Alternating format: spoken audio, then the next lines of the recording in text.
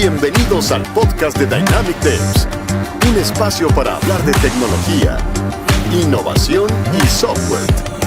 Aprende e inspírate de quienes respiramos y nos dedicamos al desarrollo de software. Únete si eres uno de nosotros. Hola, yo soy Jonathan González y bienvenidos a otro episodio del podcast de Dynamic Devs.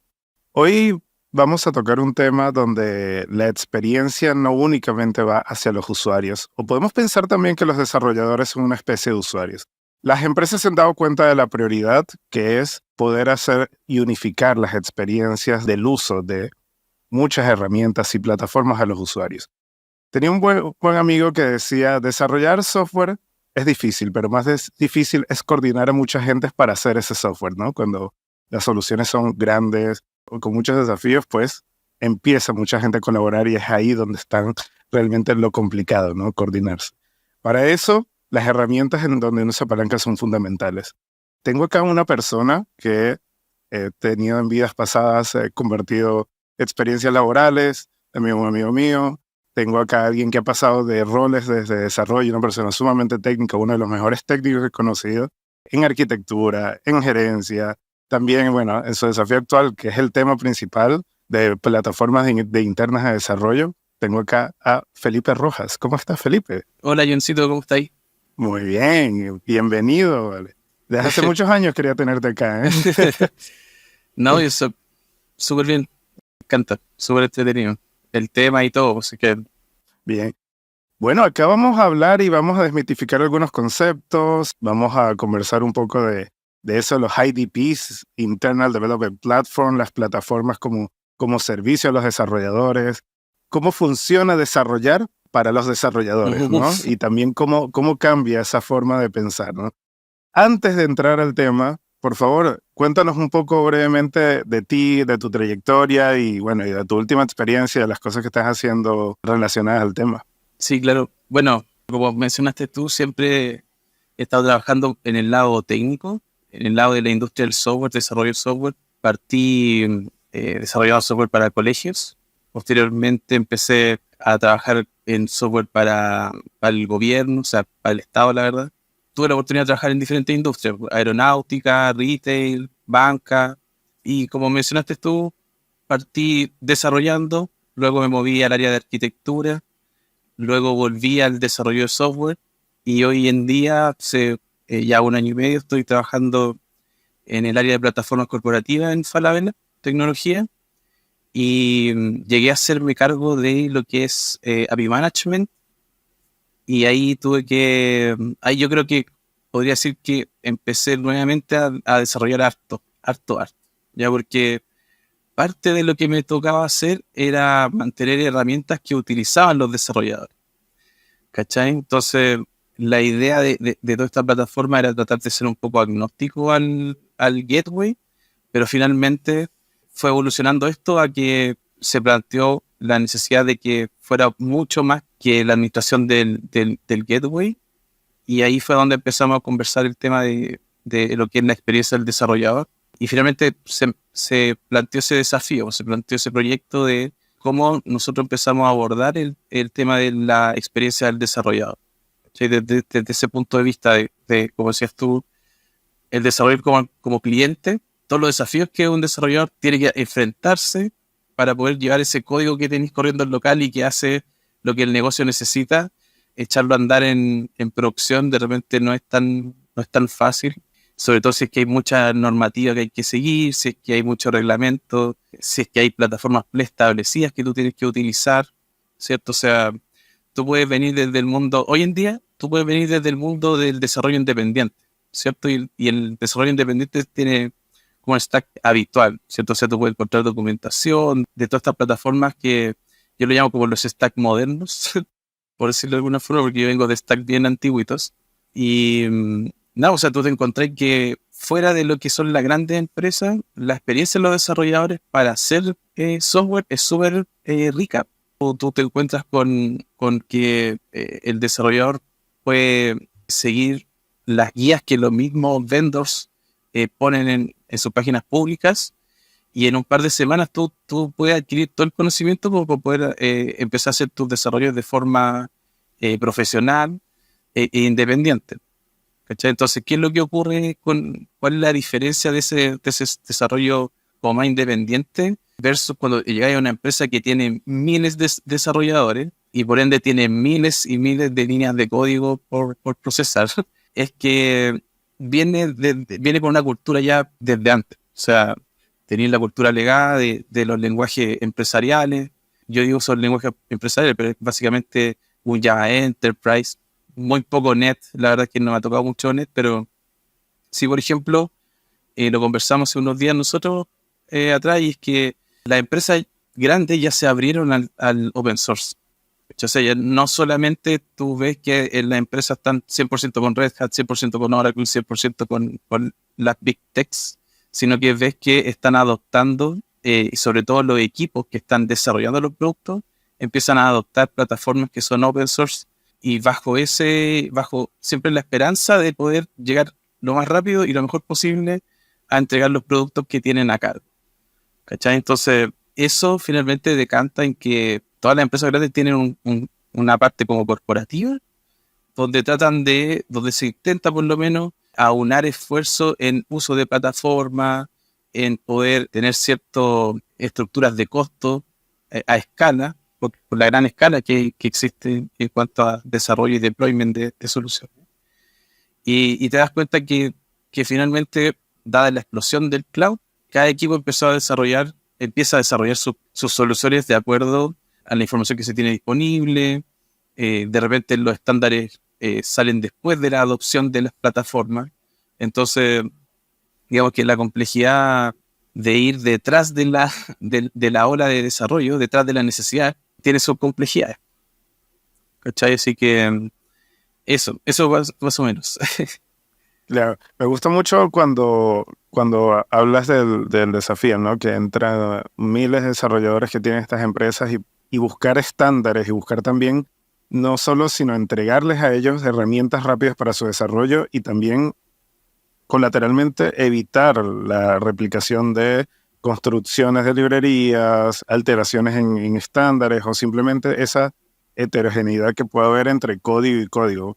Hay algunas que están siendo ya permitidas, muy bien los acabas de decir, como lenguajes de programación, es como ya con la venida del cloud, permiten que, bueno, está bien, si tú lo vas a meter en un Docker, pues ya, esto lo puedes desarrollar en Go, aquello en Node.js, pero para ello necesitas enriquecer mucho la cultura también de poder tener una oferta interna de herramientas que permitan la aceleración del desarrollo, ¿no?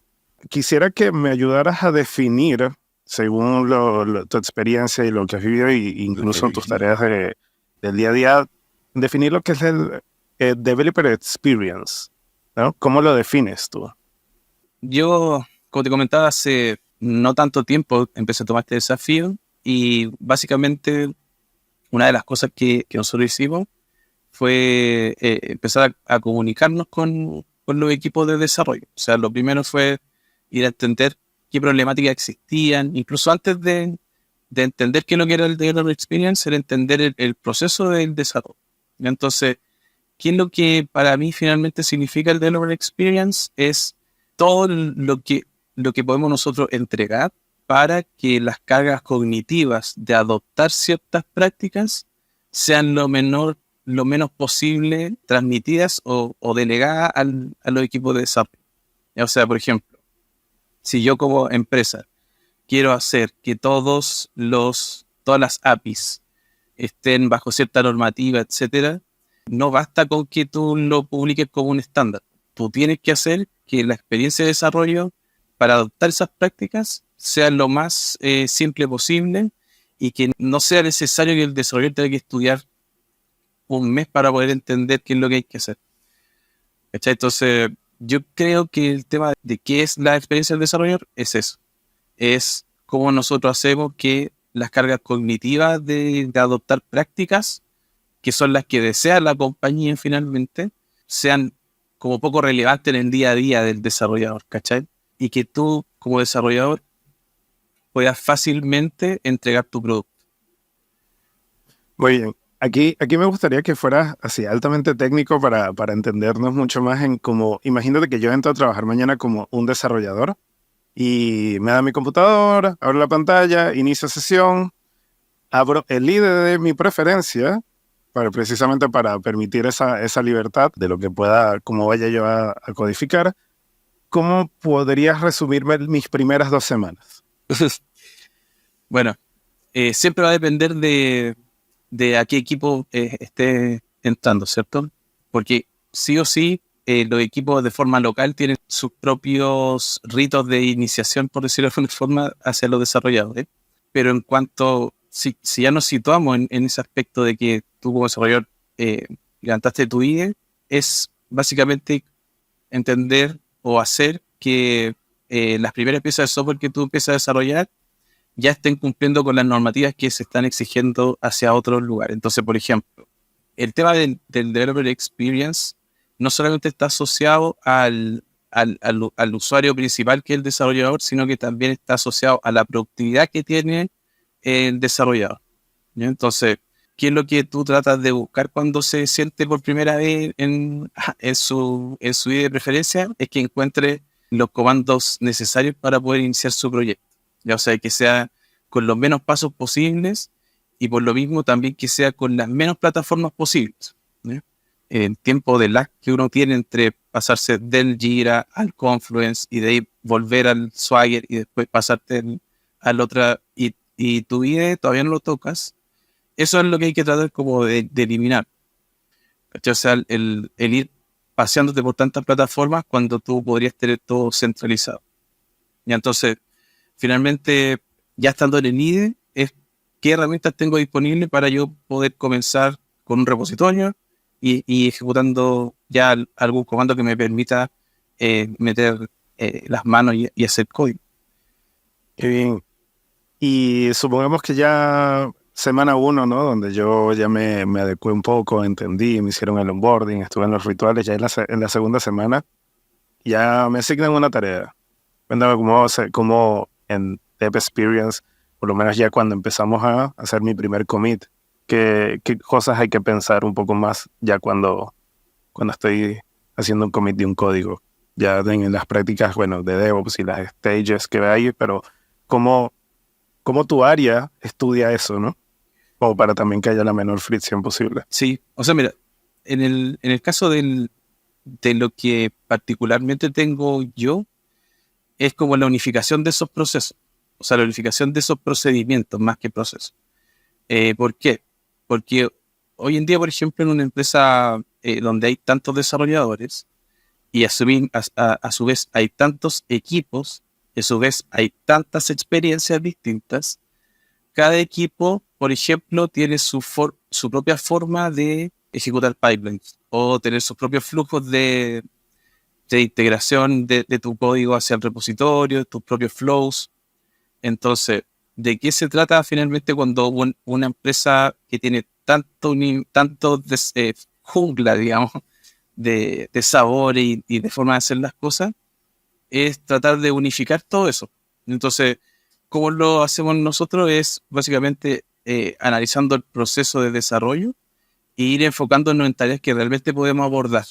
Porque sí, digamos que es súper interesante y suena súper bien tratar de hacer que todos tengan adoptado un proceso estándar, etcétera, pero finalmente en la historia no nos deja hacer eso. O sea, la historia que hubo antes no te permite decir, tienen que usar esto. No funciona así. ¿Cachai? Entonces, acá lo que más prima finalmente es como el estudio de esto, de cómo se desarrolla en los equipos. Cosa de poder tú, como el que brinda el que quiere brindar ese servicio, pueda generar algo de forma tal que se adapte también a lo que hacen los equipos. ¿Por qué? Porque finalmente no es que tú busques que todos los equipos tengan el mismo flujo de Git, sino que lo que buscas es que sea cual sea el flujo de Git que ocupen, tengan ciertas prácticas que permitan de forma centralizada ir entendiendo qué es lo que ocurre con esas piezas de software. Por ejemplo, tagueo en los repositorios, que esos son trabajos que ni siquiera no deberían hacer los desarrolladores. De hecho, o sea, se levanta un repo y eso debería estar ya con todo lo que necesita la compañía para poder monitorear ese repositorio. Finalmente es, desde el punto de vista mío, que es el que desarrolla cosas para los desarrolladores, es entender cómo es esa vida, cómo es ese ciclo, para poder tratar de hacer algún tipo de abstracción que permita cumplir con las otras normativas, ¿cachai? Sin alterar ese flujo en específico. Y de ahí en adelante empezar a sumar cosas. O sea, lo ideal por lo menos es que de lo que nosotros estamos haciendo es que yo estoy en el equipo de plataformas, ¿ya? De plataformas corporativas. Entonces, como área nosotros damos hartos servicios de plataforma. Gateway, broker, repositorios de código, observabilidad. Y la idea es que los desarrolladores pueden hacer la adopción de todas estas herramientas de forma correcta, ¿no? Sin tener que ir a leer todos los estándares que existen para hacer esa adopción. ¿Cachai? Entonces, no es quitarte digamos, la posibilidad de aprender nuevas tecnologías, sino que es, una vez que tú eliges la tecnología que se adecua mejor a la solución que tú tienes que desarrollar, es que de ahí en adelante todo lo que se necesite para poder administrar desde los costos hasta los equipos se puede hacer de forma centralizada, que es como que queda casi fuera de lo que el desarrollo como tal, ¿cachai? Entonces, el tema del Developer Experience y por ende los IDPs está asociado como a dos valores principales. Uno es el tema de la experiencia del desarrollador como cliente del producto, y luego tiene a los managers de los desarrolladores como stakeholders de estas métricas que se van mejorando a medida que tú vas entregando productos que van sustentando como todas estas políticas. Entonces, luego tienes arquitectura empresarial por el otro lado, que requiere que todo este software que se está haciendo esté asociado a algún tipo de mapa, ya sea de capacidad, ya sea como sea que esté organizado el negocio, es poder ir entendiendo cuánto software estamos haciendo para cada área del negocio completo. ¿Cachai? Entonces, tiene como dos miradas el tema del IDP. Por una parte es la entrega de herramientas específicamente para los desarrolladores, y otra es que esa productividad se vea reflejada luego en las métricas para los managers. Y también para las plataformas, o sea, entender de forma centralizada qué está pasando con las plataformas. O sea, si un desarrollador está 3-4 horas peleando contra un pipeline, eso deberíamos ser capaces de entender por qué, de forma proactiva ir a ver qué pasa con esos pipelines, de por qué estamos tanto rato pegados con esos errores. Entonces, el IDP como tal, finalmente te ayuda a tener como esa visión un poco más holística del flujo de desarrollo y tratar de conectar el producto que se está generando con la arquitectura propuesta para la compañía, porque finalmente la compañía sí tiene unos lineamientos que hay que seguir sí o sí, porque es por temas incluso de costos. O sea, muy transparentemente puede ser, por costo tenemos que hacerlo de esta forma, y listo. Y eso tiene que finalmente decantar y tiene que afectar sí o sí lo que ocurre con el desarrollo, ¿cachai? Con el software que tú haces. Así como se conecta todo. Bien. Oye, y cuéntame algo, ¿cómo, por ejemplo, una organización, o sea, igual convencer a ciertas personas dentro de una organización que a través de estas herramientas que pueden ser que, si ya de por sí el desarrollo como tal, y bueno, ya hay muchas apuestas lo que es en tecnología, pero cuando hablamos de backend, esto es más backend del backend, ¿no? Es como, vamos a invertir en que desarrollen más y desarrollen más rápido y en la usabilidad, ¿no? Si hasta podemos ver stakeholders que podrían ver en una interfaz gráfica y decir, no, quizás sacrifica esto o que salga más rápido sacrificando calidad.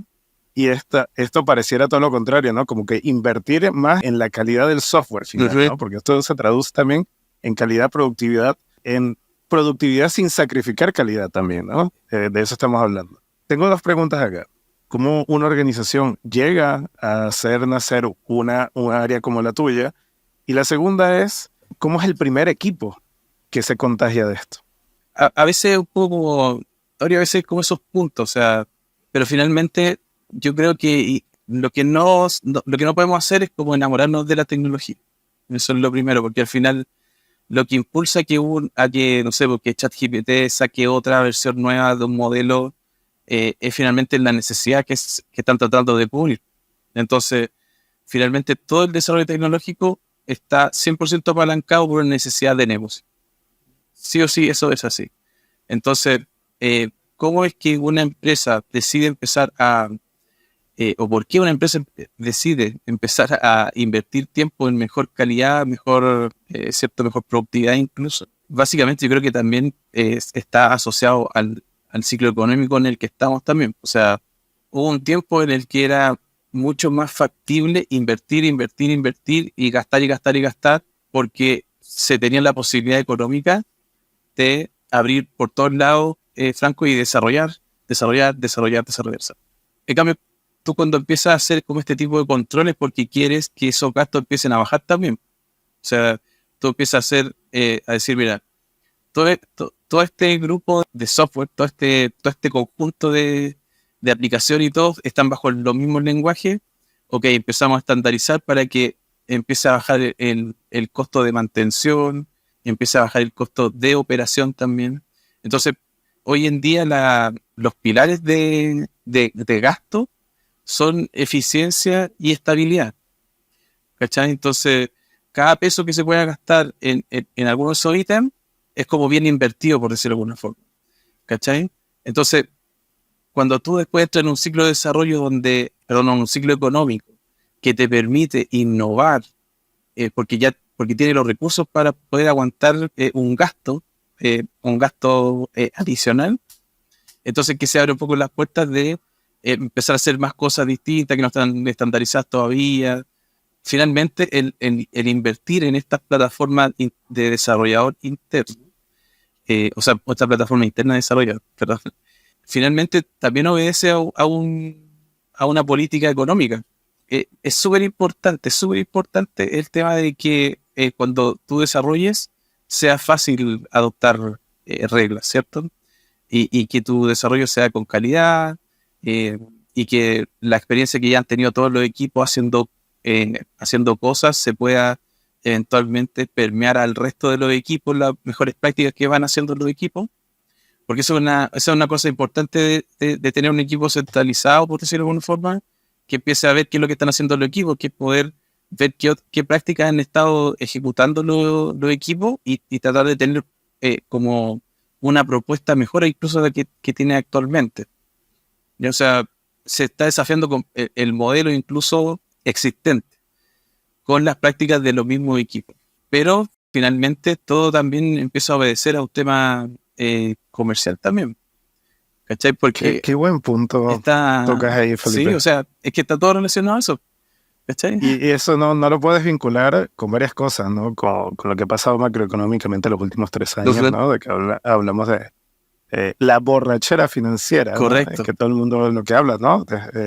Invertir, que claro, una buena señal, donde hay una bonanza. Ahora tocó la época de ser eficiente, de con poco hacer mucho y que cada peso cuenta. No puedo estar más de acuerdo contigo en lo que dices. Es así, incluso la apuesta en Dynamic este año, dicho por Jesús, nuestro CEO, precisamente va a ser un año de eficiencia, ¿no? Sí, pues. Donde nuestra oferta también de servicio va muy a reducir costos, operar más rápido, donde toda la cadena de valor se pueda ver eficientada, ¿no? Para poder ser más competitivo en todo.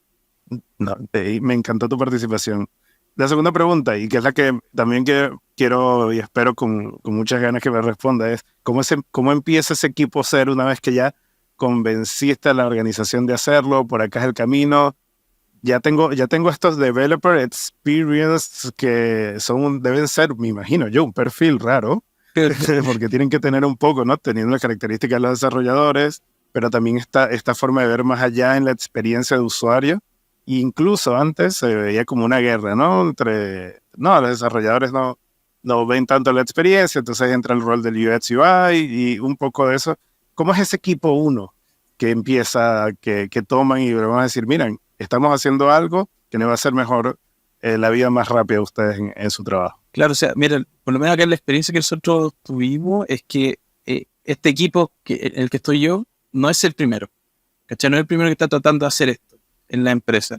Hay equipos que ya están tratando que ya están incluso implementando sus soluciones de IDP, pero lo ven de forma local, ¿cierto? O sea, su objetivo es un poco distinto. Su objetivo es poder, incluso, no sé, puede ser tener catastrado todo su software, por ejemplo, que cuando un desarrollador necesite saber algo de una pieza, esté en un lugar centralizado, toda la información de qué es lo que hace, dónde se conecta, cuáles son sus recursos.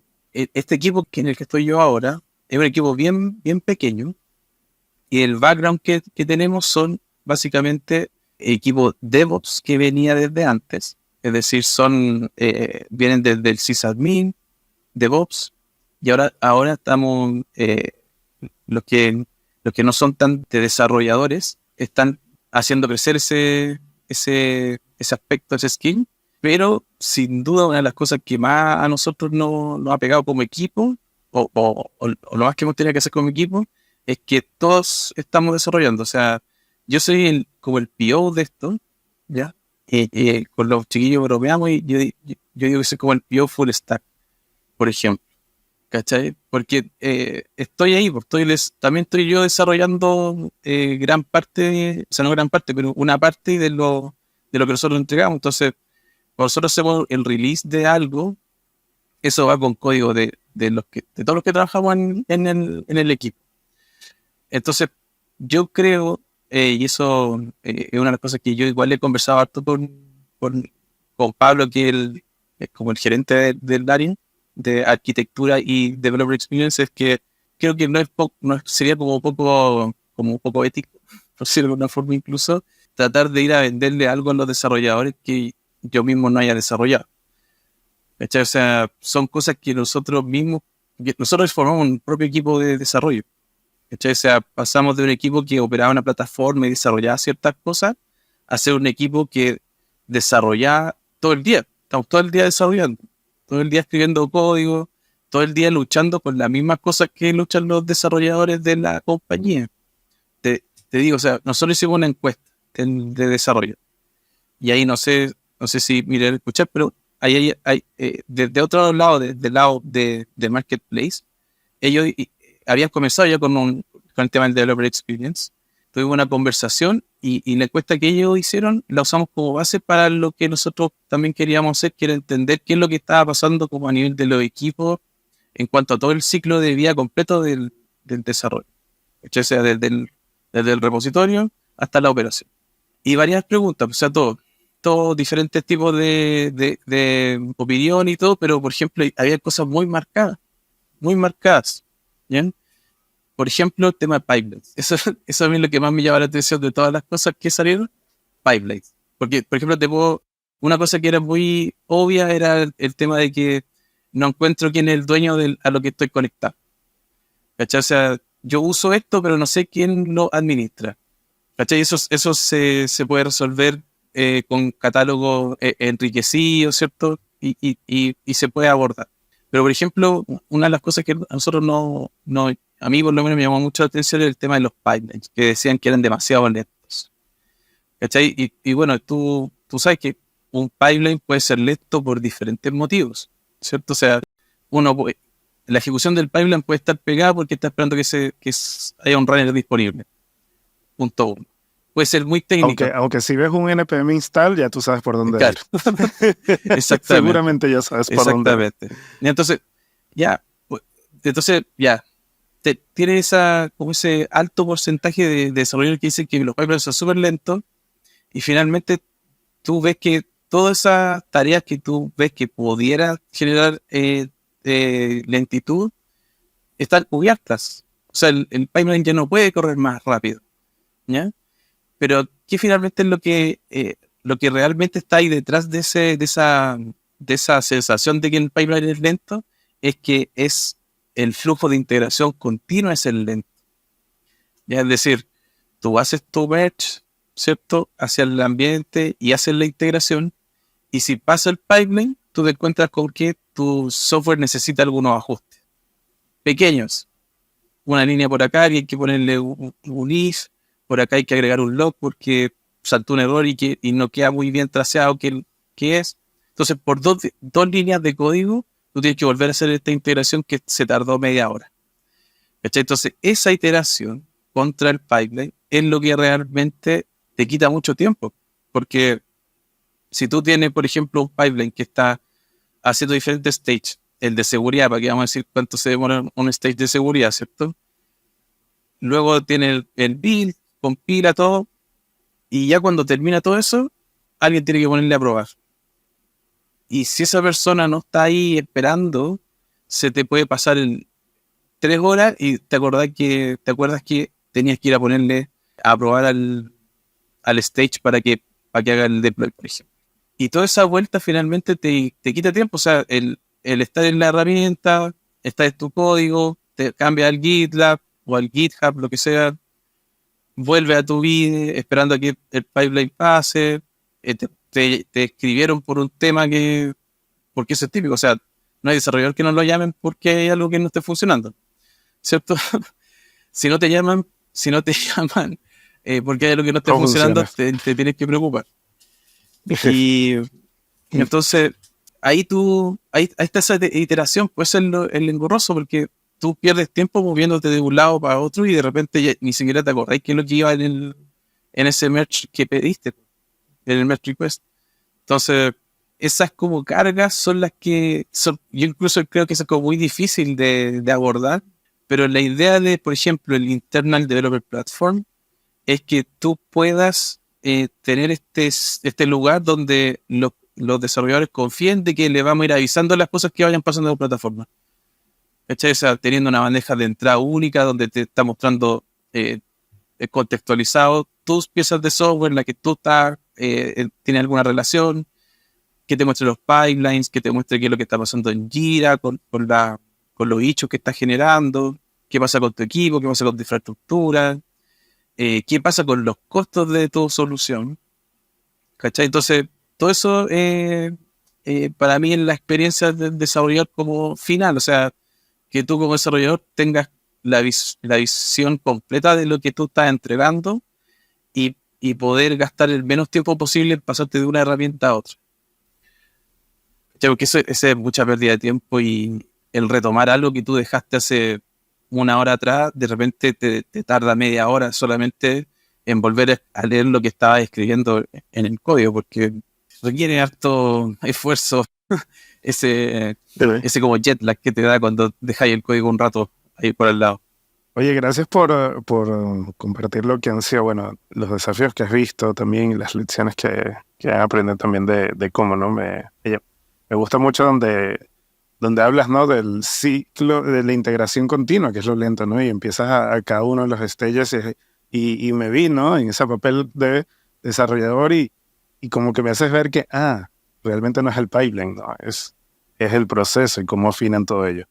Cuéntame de los perfiles en tu equipo, ¿no? Cómo, para que nuestras personas que escuchan, por lo menos algún desarrollador que está escuchando esto, y le dé curiosidad entrar a un equipo así, ¿no? Porque si bien el producto es distinto, no va directamente a lo que es el front office o toda la parte del back office como operacional, su trabajo interactúa con otro tipo de usuarios que son lo más cercano a ser pares, ¿no? Porque se entienden, ¿no? Podrían hablar incluso el mismo lenguaje, ¿no?